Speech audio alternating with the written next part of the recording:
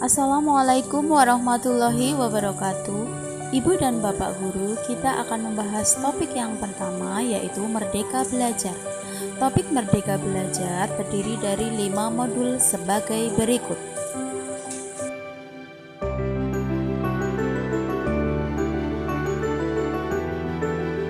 Modul yang pertama adalah mengenali dan memahami diri sebagai pendidik.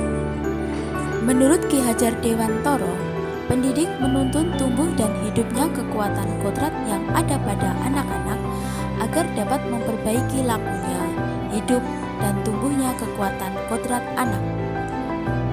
Untuk itu, guru harus mampu mengenali dan memahami kekuatan diri, memaknai dan menghayati pribadi sebagai manusia yang merdeka untuk terus belajar dan perlu terus belajar agar bisa mengantarkan murid untuk berdaya dan menjadi manusia merdeka.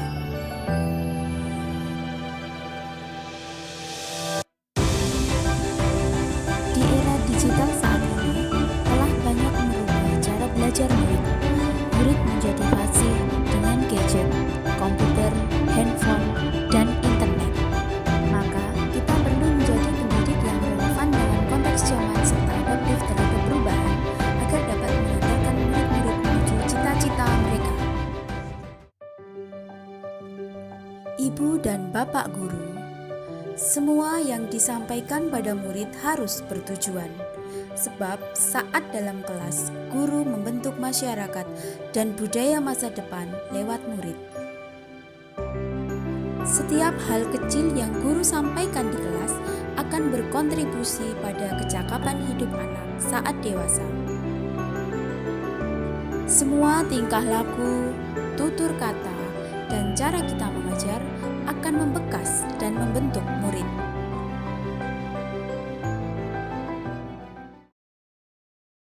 Kita ke modul 2, yaitu mendidik dan mengajar. Menurut Ki Hajar Dewantara, mendidik adalah menuntun segala kodrat yang ada pada murid agar mereka dapat mencapai keselamatan dan kebahagiaan setinggi-tingginya sebagai manusia maupun sebagai anggota masyarakat. Oleh sebab itu, pendidik berperan menuntun tumbuh dan hidupnya kekuatan dengan mengerahkan segala daya dan upaya untuk memajukan perkembangan budi pekerti, pikiran, dan jasmani agar dapat memperbaiki perilaku murid-murid.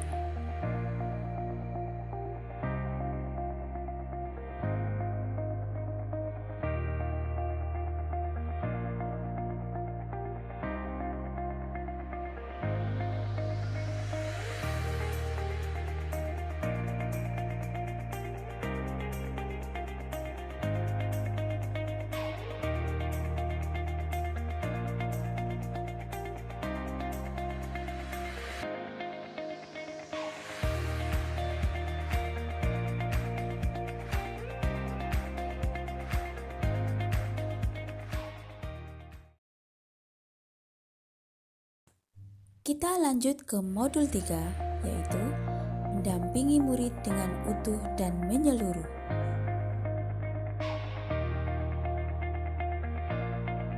Menurut Ki Hajar Dewantara, segala perubahan yang terjadi pada murid dihubungkan dengan kodrat keadaan, baik alam dan zaman. Menurut beliau, pendidikan harus menyesuaikan dengan kodrat keadaan. Kodrat keadaan meliputi kodrat alam, dan kodrat zaman. Berdasarkan kodrat alam murid yang berbeda-beda, maka pendidikan sebaiknya mampu mendekatkannya dengan konteks kodrat alam di mana murid tinggal. Guru bukan lagi satu-satunya sumber belajar murid. Guru membantu murid mendapatkan pembelajaran kontekstual juga sebagai penghubung murid dengan sumber-sumber belajar yang mengaitkan materi dengan lingkungan tempat ia tinggal. Cara belajar murid zaman dulu dengan zaman sekarang sudah pasti berbeda. Hal ini dikarenakan adanya pengaruh-pengaruh dari luar. Namun pengaruh tersebut hendaknya tetap dipilah mana yang sesuai dengan kearifan lokal sosial budaya Indonesia. Pendidik tidak bisa membatasi informasi-informasi yang dapat diperoleh murid dari mana saja. Namun, pendidik dapat membantu menemukan kecakapan berpikir kritis dalam menerima informasi. Penanaman budaya kearifan lokal yang logis dapat membantu murid kita bijak dalam kehidupannya. Jika kita memegang kuat budaya kearifan lokal, maka kita akan mampu merespon pengaruh-pengaruh dari luar dengan bijak, sehingga pengetahuan akan sejalan dengan nilai kemanusiaan dan konteks sosial budaya di Indonesia. Menurut Ki Hajar Dewantara, ada prinsip-prinsip dalam melakukan perubahan pendidikan yang disebut asas trikon.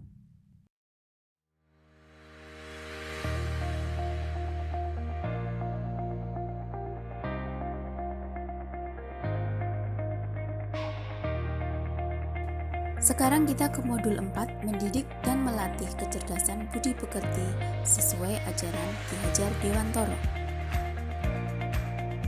Budi pekerti atau watak adalah kemampuan kodrat manusia atau individu yang berkaitan dengan bagian biologis dan berperan menentukan karakter seseorang. Budi pekerti juga diartikan sebagai perpaduan antara cipta atau kognitif, rasa atau afektif, sehingga menghasilkan karsa atau psikomotor. Keluarga merupakan tempat utama dan yang paling baik dalam melatih karakter anak. Di sekolah, guru juga berperan dalam menemukan dan menggali potensi kecerdasan budi pekerti murid, memberikan tuntunan dan teladan yang sesuai dengan kebutuhan murid, melatih keberanian berpendapat, mengasah perasaan dan perilaku, serta memunculkan kehendak. Modul yang terakhir adalah pendidikan yang mengantarkan keselamatan dan kebahagiaan. Ibu dan Bapak guru, perspektif pendidik tidak selalu sama dengan perspektif murid. Apa yang dirasakan pendidik, kadang kebalikan yang dirasakan murid. Metode atau cara mengajar yang dirasa nyaman untuk guru belum tentu nyaman atau disukai oleh murid.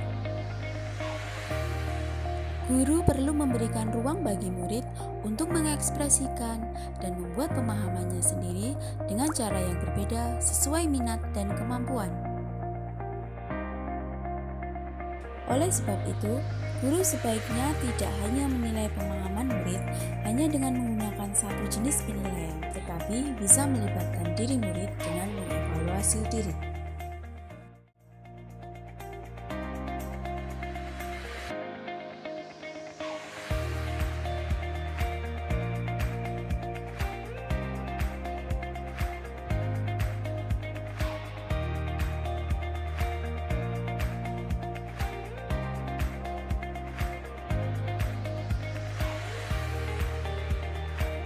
Penekanan pada proses belajar murid amat penting bagi tumbuh kembang murid.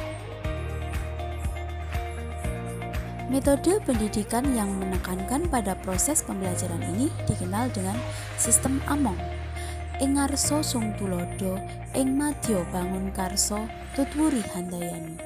Hendaklah kita sebagai pendidik selalu di depan memberi teladan, di tengah membangun kehendak, dan di belakang memberikan dorongan bagi murid.